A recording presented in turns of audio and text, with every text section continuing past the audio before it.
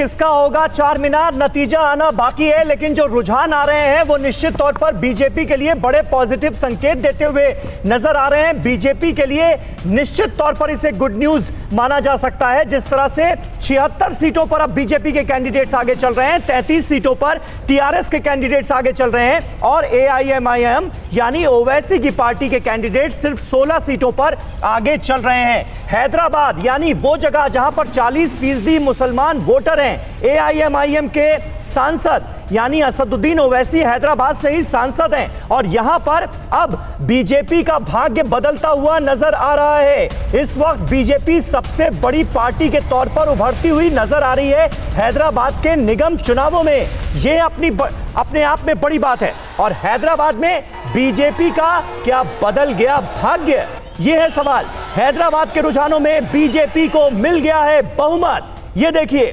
76 सीटों पर इस वक्त बीजेपी के कैंडिडेट्स आगे चल रहे हैं। हैदराबाद में टीआरएस दूसरे नंबर पर है। यह बहुत बड़ी बात है क्योंकि टीआरएस की तेलंगाना में सरकार है और माना यह जाता है कि निगम के चुनावों में दबदबा उसी पार्टी का रहता है जिसकी राज्य में सरकार होती है। लेकिन यहां पर सारे पुराने समीकरणों को धराशायी कर दिया है बीजेपी ने और टीआरएस दूसरे नंबर की पार्टी बनती हुई नजर आ रही है। वहीं एआईएमआईएम जो पिछली बार दूसरे नंबर पर काबिज थी वो तीसरे पायदान पर पहुंचती हुई नजर आ रही है और बीजेपी हैदराबाद के निगम चुनावों में सबसे बड़ी पार्टी के तौर पर उभरती हुई नजर आ रही है और रुझानों में बीजेपी को बहुमत भी मिल गया है।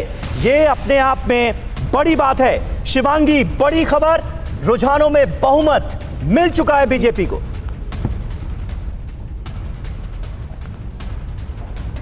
जी देखिए, यही बढ़त तो कहीं ना कहीं मुश्किलें बढ़ा रही है और यही बढ़त जो है अभी फिलहाल टीआरएस के और एआईएमआईएम और कांग्रेस के जो नेता अगर अभी टीवी देख रहे हों तो उन्हें ज़रूर ये लग रहा होगा कि शक्ति प्रदर्शन का असर जो है वो कहीं ना कहीं दिखाई दिया है। वोटरों से जब हम बात करते हैं, वोटरों का साफ कहना है कि हैदराबाद निज़ामों का शहर है और यहाँ पर अभी भी अगर हम इंफ्रास्ट्रक्चर की बात करें, साफ़ सफाई की बात करें, पानी की बात करें, तमाम मुश्किलें जो है यहाँ के लोगों को देखने को मिलती है। हाल ही में हैदराबाद में बाढ़ आए थे और हमने देखा किस तरह से जनता जो है वो त्रस्त थी, नेता वहाँ तक नहीं पहुँचे थे।